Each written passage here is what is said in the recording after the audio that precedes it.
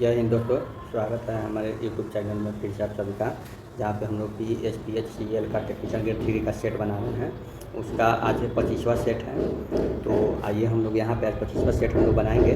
तब तक आपने हमारे चैनल को सब्सक्राइब नहीं किया है तो सब्सक्राइब कर दीजिए, और लाइक अगर वीडियो अच्छी लगे तो लाइक भी कर दीजिएगा और दोस्तों के पास शेयर भी कर दीजिएगा। तो आइए हम लोग क्वेश्चन नंबर 1 से शुरू करते हैं। क्वेश्चन नंबर हमारा 1 है। यहाँ पे देखिएगा, विद्युत संयंत्र की परिचालन लागत पूरी तरह से किस पर निर्भर करती है। विद्युत चालन की लागत पूरी तरह से किस पर निर्भर करती है, तो ये करती है उत्पन्न इकाइयों की संख्या पर। निम्न शक्ति गुणक का कारण सामान्यतः नहीं है। निम्न शक्ति गुणक का कारण सामान्यतया नहीं है। क्या नहीं है, तो ये जो हो जाएगा दोस्तों आपका ऑप्शन नंबर ए, ताप दीप नहीं है। सिंगल फेज आपूर्ति से संयोजित सिंगल फेज डैश कुंडली चुंबकीय क्षेत्र उत्पन्न करती है। तो ये स्पंदमान इसका आंसर होगा दोस्तों, याद कर लीजिएगा। परमाणु बिजली उत्पादन संयंत्र का ईंधन, यहाँ पे कह रहा है परमाणु बिजली उत्पादन संयंत्र का ईंधन है, क्या है, यूरेनियम और थोरियम है। शक्ति गुणांक सुधारने के लिए किस मोटर का उपयोग किया जाता है, तो शक्ति गुणांक सुधारने के लिए किस मोटर का उपयोग किया जाता है, तो ये ऑप्शन होगा आपका डी नंबर, अत्यधिक उत्तेजित तुल्यकालिक मोटर का। उच्च वियोजन क्षमता HVC वाले फ्यूज बहुत प्रतिक्रिया करते हैं और प्रारंभिक प्रोटोकॉल से और अधिक भार के बीच डैश कर सकते हैं। क्या कर सकते हैं, तो ये जो है तेज़ी से भेद कर सकते हैं। यहाँ पे तेज़ी से यहाँ पे भेद कर सकते हैं। साधारण पाठन के लिए आवश्यक प्रतिदीप्त स्तर करीब है, क्या है, तो ये है आपका ऑप्शन नंबर बी, 60 से 100 ल्यूमेन पर मीटर स्क्वायर। दोस्तों, भार में घरेलू प्रयोजन के लिए प्रयुक्त 3 फेज AC आपूर्ति की आवृत्ति क्या है। तो AC आपूर्ति की आपूर्ति क्या है, तो यहाँ पे आप देखिएगा इसका आपूर्ति जो है आपका 50 हर्ट्ज है। नीचे दिया गया फेज डायग्राम किस प्रकार की मोटर के लिए वैध है। फेजर डायग्राम में V आरोपित वोल्टेज और AI और LIM परिवर्तन है, तो मुख्य वाइंडिंग में प्रवाहित धाराओं को संदर्भित करते हैं।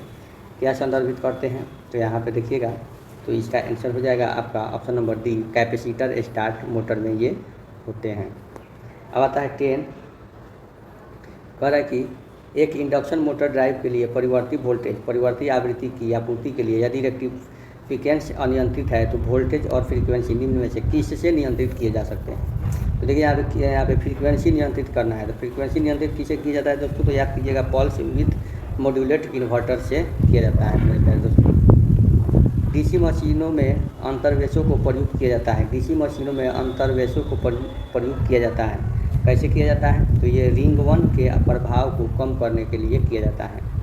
3 फेज प्रेरण मोटर में स्टार डेल्टा स्टार्टर मुख्यतः डैश के लिए प्रयोग किया जाता है। किसके लिए प्रयोग किया जाता है, किसके लिए प्रयुक्त किया जाता है, यहाँ पे देखिए 11 नंबर गलती हो गया है हम लोग से।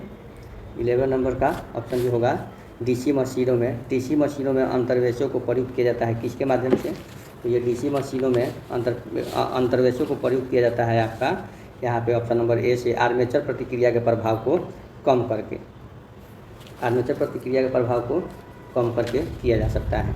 यहाँ पे 3 फेज प्रेरण मोटर में स्टार डेल्टा स्टार्टर मुख्यतः किसके लिए प्रयोग किया जाता है, तो ये किसके लिए प्रयोग किया जाता है, तो ये प्रारंभिक धारा को कम करने के लिए किया जाता है।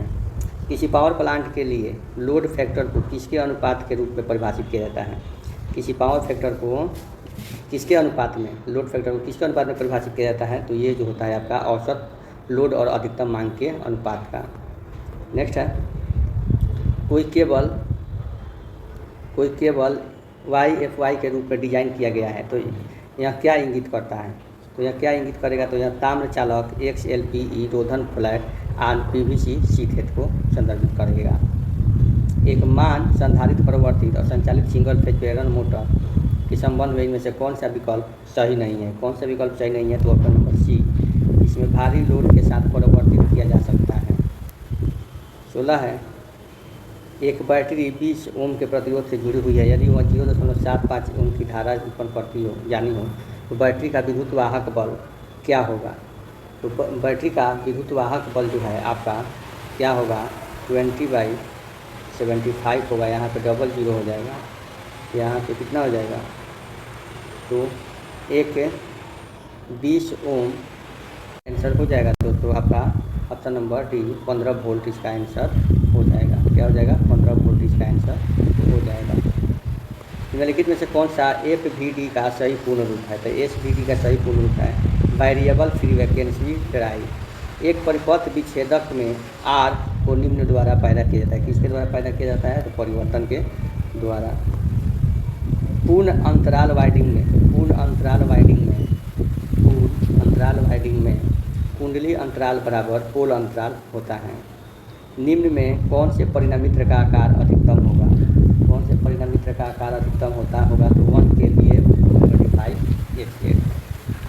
एक समुन्नत पोल परावर्तक वो इसके डैश डैश व्यास और डैश अक्षीय लंबाई से जाना जाता है, क्या जाना जाता है, तो यहाँ पे इसका आंसर हो जाएगा आपका, यहाँ पे 21 का देख लीजिएगा, यहाँ पे आंसर हो जाएगा आपका ए दीर्घ और लघु। नीचे दिए गए अनुप्रयोगों में से डीसी श्रेणी मोटर का सबसे उपयोग क्या है, सबसे उपयुक्त उपयोग क्या है, तो ये हो जाएगा आपका नंबर सी, उच्च लोड पर उच्च गति की आवश्यकता होती है, उच्च लोड। आगे मेरे प्यारे दोस्तों, यहाँ पे देखिएगा, परिपथ वियोजक और रिले की तुलना में HRC फ्यूज एक बेहतर संरक्षित युक्ति है किसका, दोनों का, ऊष्मीय विद्युत चुंबकीय प्रतिबल के विषय में और ऊष्मीय प्रतिबलों के विषय में। आगे सब स्टेशन को विद्युत परिणामित्र से जोड़ने वाले लाइन क्या कहलाती है, तो जोड़ने वाली लाइन क्या कहलाती है, तो जोड़ने वाली लाइन जो है प्राथमिक रीडर कहलाती है। जहाँ उपभोक्ता को विद्युत ऊर्जा पर शुल्क उसकी अधिकतम मांग और ऊर्जा की खपत के अनुसार प्रसारित किया जाता है तथा जिसे Z बराबर A + BY के रूप में व्यक्त किया जाता है, तो यूज डैश के रूप में जाना जाता है, किसके रूप में जाना जाता है, तो ये हॉपकिंसन मांग दर के रूप में जाना जाता है। तापमान के साथ किसके प्रतिरोध के मान में काफ़ी बदलाव होता है, तो तापमान के साथ थर्मिस्टर के प्रतिरोध के मान में काफ़ी बदलाव होता है। निम्नलिखित में से कौन सी वायरिंग सबसे सुरक्षित प्रकार है, कौन सी वायरिंग सबसे सुरक्षित का प्रकार है, तो ये हो जाएगा कॉन्सील्ड कंड्यूट वायरिंग। एक श्रृंखला में लैप परिपथ में प्रत्येक बल्ब 2 वोल्ट के लिए निर्धारित है।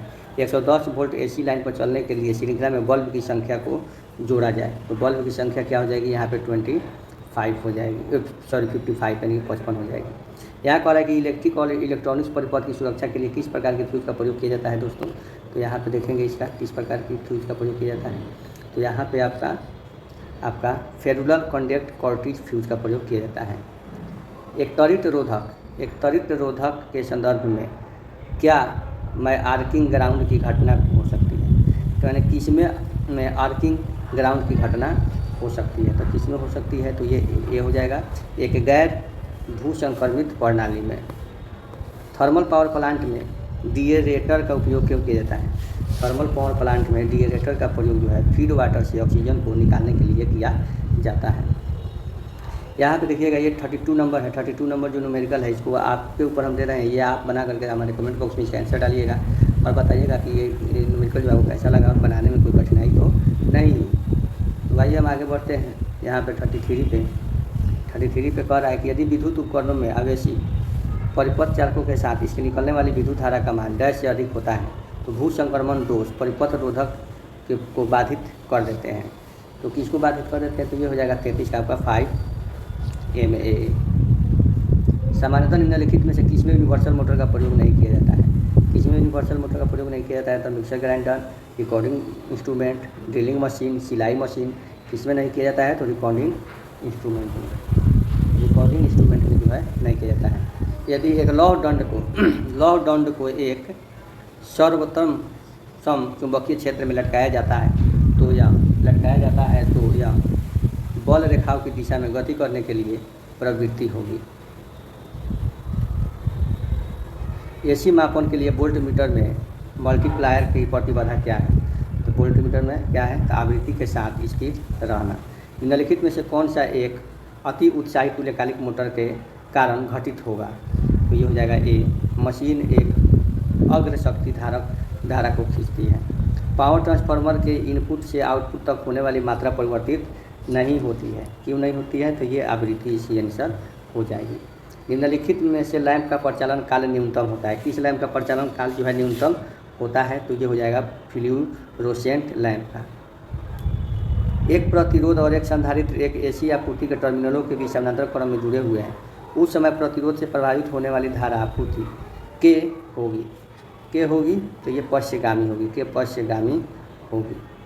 41 है, एक केबल जिसके रोधक अपेक्षित परावैद्युतांक 4 है, यदि अपेक्षित परावैद्युतांक दूर रखने वाले से रोधन का प्रतिस्थापन किया जाता है तो इसके केबल की धारिता क्या होगी? तो इसके केबल की धारिता जो है आधी हो जाएगी। प्रेरण मोटर के लिए स्वपरिणामित्र परिवर्तन विधि क्या है? का मुख्य लाभ क्या है? मुख्य लाभ क्या है? तो क्या है? तो मोटर परावर्तन धारा की समान मात्रा के लिए यह काम लाइन धारा का उपयोग करती है। बोर्ड पर ड्राइंग शीट को स्थिर करने के लिए निम्नलिखित में से क्या प्रयुक्त नहीं किया जाता है? क्या प्रयुक्त नहीं किया जाता है? तो ये हो जाएगा आपका धागा जो है प्रयुक्त नहीं किया जाता है।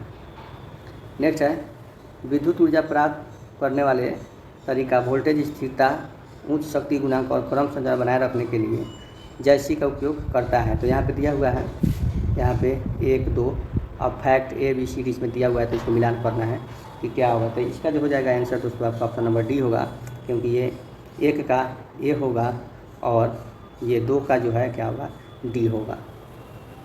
एक ट्रांसफार्मर में यदि माध्यमिक वोल्टेज प्राथमिक वोल्टेज से अधिक है तो यह किस प्रकार का ट्रांसफर है? तो ये स्टेप अप ट्रांसफर है। प्रोग्रेसिव लैप या वेब वाइंडिंग में फ्रंट स्विच YF कितनी होगी? तो बैक पिच YB से कम। 3 फेज इंडक्शन मोटर के संतुलित 3 फेज वाइंडिंग के माध्यम से बहने वाली 3 फेज सम्मित धाराओं द्वारा उत्पादित क्षेत्र निम्नलिखित में से किस प्रकार है? किस प्रकार है मेरे प्यारे दोस्तों? तो ये जो है आपका नियत परिमाण के साथ स्पेस में रोटेटिंग के लिए। ट्रांसफार्मर की क्षमता को आमतौर पर इसमें व्यक्त किया जाता है। ट्रांसफार्मर की क्षमता को आमतौर पर MVA में व्यक्त किया जाता है। किसी लैंप परिपथ में प्रज्वलक का प्रयोग किया जाता है। किसी लैंप परिपथ में प्रज्वलक का प्रयोग किया जाता है HPMB लैंप के माध्यम से। नेक्स्ट है, निम्नलिखित में से कौन सा ट्रांसफार्मर का अंश नहीं है? तो कौन सा ट्रांसफार्मर का अंश नहीं है? तो एक्साइटर जो है ट्रांसफार्मर का अंश नहीं है। अब यहाँ पे है, ये दिया हुआ है जी के है रिजु घातक तटस्थ सार, हिंदी दिया हुआ है, तो इसको हम बनाएंगे। इसका क्या होगा? तो इसका जो होगा आपका रिजु का वक्र होगा, घातक का रक्षक होगा, तटस्थ का पक्षधर होगा, सार का पलवन होगा। यानी कि इसका ऑप्शन जो हो जाएगा आपका ए हो जाएगा।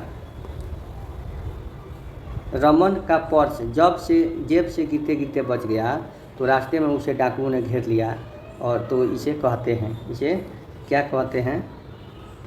तो इसे हम लोग क्या कहते हैं? जैसे कि एक मुसीबत से छूटकर दूसरी मुसीबत में फंस जाना, यानी कि आसमान से गिरा और खजूर पे अटका।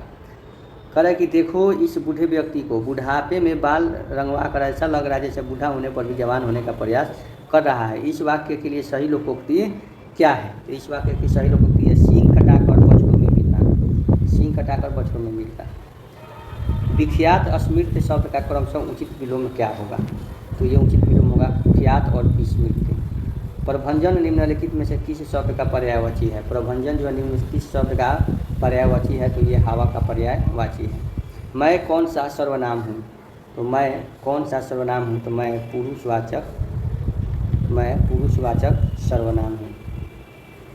मैं पुरुषवाचक सर्वनाम। मैं कौन सा सर्वनाम हूँ? तो मैं जो है पुरुषवाचक सर्वनाम हूँ। आगे है रिक्त स्थान की पूर्ति कीजिए। नेक्स्ट है आपका यहाँ पे नेक्स्ट बार है मेरे प्यारे दोस्तों कि किसी डैश लड़की को बुलाओ। तो यहाँ पे किसी हो जाएगा, तो यहाँ पे ज़्यादा तो होगा नहीं, कम होगा नहीं, तो यहाँ पे होगा दूसरी लड़की को बुलाओ। यहाँ पे कह रहा है कि 58 में कह रहा है कि आप तो आ गए पर पत्नी नहीं है। तो आपकी पत्नी नहीं है। आप तो आ गए पर आपकी पत्नी नहीं है। अब इसमें कह रहा है कि निम्न में से कौन सा शब्द तत्सम है, तो कौन सा शब्द तत्सम है, तो इसमें से खनी जो है शब्द तत्सम है। राजपुत्र में कौन सा समास है, तो राजपुत्र में जो है आपका तत्पुरुष समास है। आगे है English. Due to his carelessness he has been sacked his present job. He has been sacked from his job, यानी कि उसके गलती के कारण उसके जॉब से उसको निकाल दिया गया। यहाँ पे कह रहा है कि unhappy about the treatment meted out the her Shanti dash demanded justice. Shanti जो है उसको क्या चाहिए, वैसिफेरियस डिमांड चाहिए, उसके बाद जस्टिस का। नेक्स्ट है यहाँ पे by opposing his proposal he fell fall of him go in to trouble with. यहाँ पे कह रहा है कि इसका चुनना है meaning, a person who oppose war और यूज ऑफ मिलिट्री फोर्स। तो उसको क्या बोलते हैं, मिलिट्री फोर्स का जो यूज करता है और वार के लिए, तो उसको हम लोग बोलते हैं पैसिफिस्ट। नेक्स्ट है 35 आपका कि इसका जो है सिनोनिम चुनना है, यानी कि सिनोनिम से बोले तो पर्यायवाची चुनना है। इसका पर्यायवाची चुनना है किसका, इनगल्फ का पर्यायवाची क्या होगा, इनूटेड। तो अब आता है यहाँ पे आपका रीजनिंग सेशन आता है। हाँ तो दोस्तों यहाँ पे कह रहा है आपका, देखिएगा कि PQRSTU में आर जो है केवल पी और यू से लंबा है। आर जो है, अच्छा आर जो है आपका केवल PU से लंबा है, P और U से लंबा है, यानी कि PU तो आपका हो जाएगा नीचे, आर से नीचे हो जाएगा। S जो है T और Q से नाता है, S केवल T एवं Q से नाता है, तो S यहाँ पे हो जाएगा। और केवल कह रहा है T और Q से, यानी कि T और Q ऊपर होना चाहिए, या तो T ऊपर होगा या तो Q ऊपर होगा। तो उसी करेंगे आरोही क्रम में, यानी कि बड़ा से छोटा करेंगे, बड़ा से छोटा करेंगे। तो कह रहा है कि तीसरे स्थान पर कौन था, तीसरे स्थान पर ऊपर, तो ऊपर से क्या हो जाएगा, S हो जाएगा। तो हमारा आंसर क्या हो जाएगा, S हो जाएगा। आगे है, एक मनुष्य का मुख पश्चिम की ओर है। एक मनुष्य का मुख मान लीजिए ऐसे है, तो ये पश्चिम की ओर है। वह घड़ी की दिशा में 45 डिग्री मुड़ता है, यहाँ आता है, उसका मुख फिर यहाँ पे हो जाएगा। ठीक है, फिर वह 180 डिग्री वामावर्त, फिर वह 180 डिग्री घूमता है उसी दिशा में, 45 डिग्री घूमा फिर 180 डिग्री, मतलब यानी कि यहाँ से यहाँ घूमेगा तो 90 डिग्री। ठीक है, फिर यहाँ से यहाँ घूमेगा तो 90 डिग्री, यानी कि 180 डिग्री यहाँ पे घूम के आ गया। तो अगर अब उसका मुख किस दिशा में है, तो ये पूरब है और ये दक्षिण है। तो दक्षिण पूरब में जो है अब उसका मुख जो है, ये दक्षिण पूरब में उसका मुख होगा। 4 छात्र ABCD एक वर्ग के 4 कोनों पर बैठे हैं। ठीक है, ABCD ये वर्ग है और ये वर्ग है, मान लीजिए ये वर्ग है, वर्ग के चारों कोनों पर बैठे हैं। हर कोने में एक और सभी का मुख केंद्र की ओर है। ठीक है, हर कोने पे एक और सभी का मुख केंद्र की ओर। केंद्र में बैठे छात्र E, केंद्र में बैठा छात्र E का मुख केवल C की ओर है। ठीक है, केंद्र में बैठे छात्र, केंद्र में बैठे छात्र, देखिए यहाँ पे कह रहा है कि मान लीजिए E कहीं पे बैठा दीजिए, E मान लीजिए यहाँ पे बैठा है और E का मुख जो है C की तरफ है, E का मुख C की तरफ है और ये D जो है E के दाईं ओर है, तो यहाँ पे D हो जाएगा और D के सामने यहाँ पे B हो जाएगा। तो कह रहा है कि B E के किस ओर बैठा है, तो E का इधर हो जाएगा बायां, यानी कि बायां हो जाएगा। तो ये B जो है E के बाईं ओर है। नीचे दिया गया है, दिए गए विकल्पों में से लुप्त संख्या को छांटना है, तो ये लुप्त संख्या को ये छाँटेंगे। तो देखिए ये हो जाता है 8 को 8 से मल्टीप्लाई करेंगे तो 64 और ये 7 बचे, इसको मल्टीप्लाई करेंगे 35, इसको जोड़ेंगे तो हमारा 99 आ जा रहा है। उसी तरह इसी को भी ऐड करेंगे तो 17 7 हो जाएगा 119, आप प्लस में ऐड करेंगे तो 81, ये ऐड करेंगे तो 0 और ये हो जाएगा 0 और ये हो जाएगा 200, यानी कि हमारा आंसर हो जाएगा आपका ऑप्शन नंबर D, 200 हमारा आंसर हो जाएगा।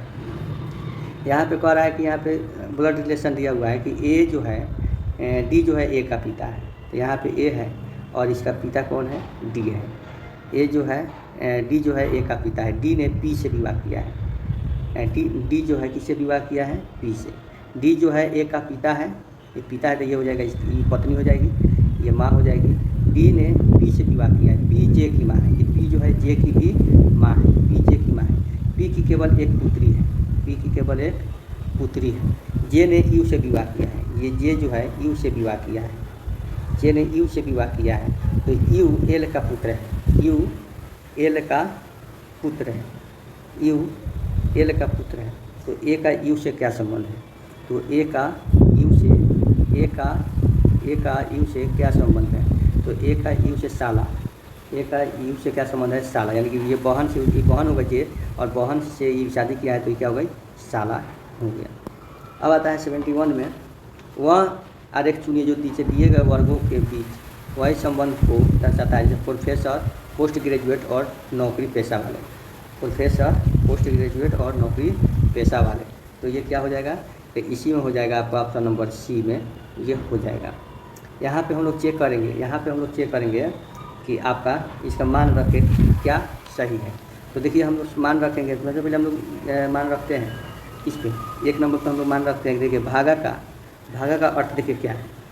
तो ये भागा का अर्थ क्या है? माइनस है, तो यहाँ हम लोग माइनस करेंगे। और प्लस का अर्थ क्या है? गुना है, तो यहाँ हम लोग गुना करेंगे, ठीक है। और गुना का अर्थ देखिए क्या है? तो यहाँ हम लोग प्लस करेंगे, और माइनस का अर्थ क्या है? भागा है, तो हम लोग देख करेंगे। तो यहाँ पे देखिए, यहाँ पे हमारा शुद्ध लिखा जाएगा 52 माइनस, इसको गुना करके हम लोग लिख देंगे 20, 5 के 20, प्लस इसको डिवाइड करके हम लोग लिख देंगे 4, ये हो जाएगा 56 में से 20 घटा देंगे तो हमारा आ जाएगा 36, यानी कि हमारा आंसर ए जो है हमारा सही है। अब नीचे दिए गए विकल्पों में से सही संबंधित विकल्पों का चयन करें। तो यहाँ पे क्या हो जाएगा? तो यहाँ पे आपका हो जाएगा 73 का ए नंबर जो है आपका आंसर हो जाएगा। अब ए नंबर आंसर हो जाएगा, ठीक है। तो आइए आगे देखते हैं। यहाँ पे यदि काला का अर्थ, देखिए सबसे पहले इसमें हम लोग देखते हैं कि मानव रक्त का रंग, तो रक्त का रंग पूछ रहा है, तो रक्त हम खोजेंगे कहाँ पे है। तो यदि काला का अर्थ लाल है, ठीक है, लाल का अर्थ हरा है, तो लाल का अर्थ क्या है? हरा है, यानी कि हमारा रक्त लाल होता है, ठीक है। और लाल का अर्थ क्या है? हरा है, तो हमारा आंसर भी हरा हो जाएगा। यहाँ पे देखेंगे, यहाँ पे देखिएगा मैनेजर को 34 लिखा हुआ है, मैनेजर को क्या लिखा है? 34, और डायरेक्टर को 35 लिखा हुआ है, और असिस्टेंट को 36 लिखा हुआ है। क्यों लिखा हुआ है? तो और स्टाफ को क्या लिखेंगे? तो यहाँ पे हम लोग देखेंगे तो 1 2 3 4 5 6 7 लिखा हुआ है, और यहाँ पे हमारा 34 लिखा हुआ है। हाँ, तो यहाँ पे देखिएगा मैनेजर का 34 लिखा हुआ है, डायरेक्टर का 35 लिखा हुआ है, और असिस्टेंट का 36 लिखा हुआ है। तो आपका स्टाफ का क्या लिखेगा? तो स्टाफ का क्या होगा? तो स्टाफ का जो है आपका 14 होगा। निम्नलिखित में से किसने 9वीं शताब्दी में चोल साम्राज्य की नींव रखी थी? किसने चोल साम्राज्य की नींव रखी थी? तो विजयालय ने रखी थी। दिल्ली के किस सुल्तान ने ब्राह्मणों पर जजिया लगाया था? दिल्ली के किस सुल्तान ने ब्राह्मणों पर जजिया लगाया था? तो फिरोज तुगलक ने लगाया था। निम्नलिखित में से किस अंग्रेज अधिकारी ने पुर्तगालियों को सौली के स्थान पर हराया था? सौली के स्थान पर हराया था? थॉमस वेस्ट ने। निम्नलिखित में से कौन सा कॉफ़ी उत्पादक क्षेत्र कर्नाटक में नहीं है? कर्नाटक में नहीं है, कॉफ़ी उत्पादक क्षेत्र जो है कर्नाटक में नहीं है। कौन नहीं है? तो ये हो जाएगा ऑप्शन नंबर डी, पालिनी जो है कर्नाटक में नहीं है। नेक्स्ट है, भारत का कौन सा राज्य पेट्रोलियम उत्पादन में अग्रणी है? तो ये हो जाएगा केरल। स्वतंत्र भारत के प्रथम विधि आयोग के अध्यक्ष कौन थे? स्वतंत्र भारत के प्रथम विधि आयोग के अध्यक्ष जो है श्री M.C. शीतलवाड़ थे। भारतीय संसदीय समूह की स्थापना कब की गई थी? भारत संसदीय समूह की स्थापना जो है कब की गई थी? तो ये की गई थी 1949 में। संविधान के अनुच्छेद 113 के अनुसार वार्षिक बजट में कितनी अनुदान की मांगें संसद में पेश की जाती है? तो ये हो जाएगा दोस्तों इनमें से कोई नहीं। यहाँ पे सूची के पे यहाँ पे मिलाना है 84 का, तो यहाँ पे हम लोग देखेंगे, इसको पहले छोटा कर लेते हैं, तो यहाँ पे हम लोग मिलाएंगे क्या कह रहा है। यहाँ पे देखते हैं, यहाँ पे देखिए, यहाँ पे सरकारिया आयोग किससे संबंधित है? तो ये आप जानते हैं कि ये सरकारिया आयोग जो है आपका यह बैंकिंग क्षेत्र से संबंधित है, यानी कि ए का क्या हो जाएगा? 4। श्रीरंगराजन समिति जो है आपका केंद्र राज्य संबंध से, यानी कि इसका हो जाएगा 3। पारेख समिति का हो जाएगा बुनियादी ढांचा विश्लेषण, यानी कि इसका 2 हो जाएगा। नरसी समिति तो सब कोई जानता है कि गरीबी की माप और कार्य प्रणाली की समीक्षा के लिए मेरे दोस्तों, तो ये हो जाएगा 1। तो अब हम लोग देखेंगे कि 4 3 2 1 किस ऑप्शन में है। 4 3 2 1 जो है हम देखेंगे, तो देखिए यहाँ पे 4 3 2 1 जो है इसी में है, यानी कि हमारा ऑप्शन नंबर सी हो जाएगा। धनुष मिसाइल प्रहार करता है। धनुष मिसाइल जो है प्रहार करता है। धनुष मिसाइल क्या प्रहार करता है? सॉरी दोस्तों, ये जो है हम लोगों का 84 जो है ये मिस्टेक हो गया है थोड़ा सा, तो ये 84 का आप लोगों का हो जाएगा। 84 का हम लोग का होगा, यहाँ पे गलती हो गया था बाय मिस्टेक। तो देखिए 84 का आपका सहकारिता आयोग का होता है केंद्र राज्य, वहाँ पर हम लोग गलती लगा दिए थे। सहकारिता आयोग का होता है केंद्र राज्य, ठीक है। और ये आपका श्री रंगराजन समिति का होता है गरीबी का, यानी कि इसका 3 होता है, इसका 1 होता है, ठीक है। पारेख समिति का होता है आपका बुनियादी ढांचा, यानी कि इसका 2 होता है। और नरसिंह का होता है इसका बैकिंग क्षेत्र होता है 4, यानी कि 3 1 2 4 जो है जिसमें होगा वही हमारा आंसर होगा 3 1 2 4, यानी कि हमारा ऑप्शन हो जाएगा ऑप्शन नंबर ए जो है सही होगा। 85 है, धनुष मिसाइल प्रहार करता है। धनुष मिसाइल कैसे प्रहार करता है? तो धनुष मिसाइल जो है सतह से सतह पर प्रहार करता है। कंप्यूटर डैश के बिना नहीं कर सकते हैं। कंप्यूटर जो है आपका CPU के बिना काम नहीं कर सकते हैं। बिना CPU के कंप्यूटर जो है काम नहीं करेगा। निम्नलिखित में से किस समूह में, निम्नलिखित में से किस समूह में केवल इनपुट डिवाइस होता है? तो किस समूह में केवल इनपुट डिवाइस होता है? तो देखिए यहाँ पे किस समूह में केवल इनपुट डिवाइस होता है, तो ये देखिएगा माउस, कीबोर्ड और स्कैनर, ये सब इनपुट डिवाइस होता है। नेक्स्ट है जावा उदाहरण है। जावा उदाहरण है। जावा किसका उदाहरण है? तो जावा जो है उच्च स्तरीय लैंग्वेज भाषा का उदाहरण है। बाइनरी कोड में 7 लिखा जाता है। तो बाइनरी कोड में 7 कैसे लिखा जाता है? तो देखिए 7 को ऐसे कीजिएगा, फिर यहाँ 2 कीजिएगा, 3 आएगा, यहाँ पे 1 आएगा, फिर यहाँ पे 2 कीजिएगा, फिर यहाँ पे 1 आएगा, फिर यहाँ पे 1 आएगा। इधर से लिखते चले जाइएगा, इधर से नीचे से, तो ये हो जाएगा 1 1 1, यानी कि आपका ऑप्शन हो जाएगा बी। क्या हो जाएगा? बी, यानी कि 3 2 1 हो जाएगा आपका आंसर। बाइनरी बीजगणित में A+P को कार्यान्वित किया जा सकता है किसके माध्यम से?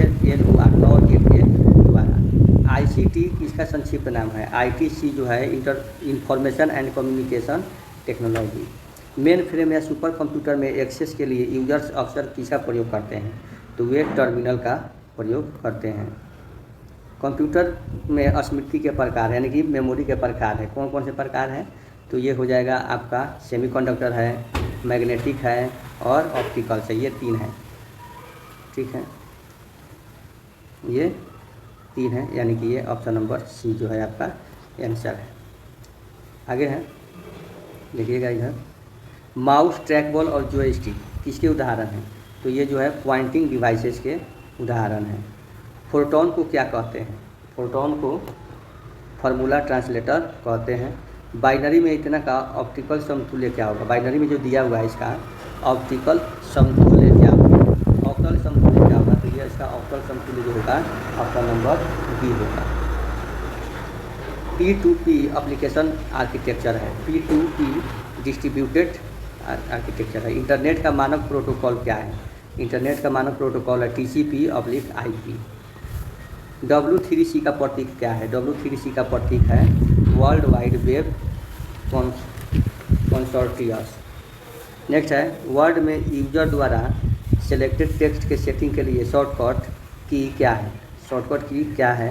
तो ये है Ctrl+E है, Ctrl+E है। तो सेट हमारा आज समाप्त हो गया, फिर हम नेक्स्ट सेट में मिलते हैं, सेट नंबर 26 में।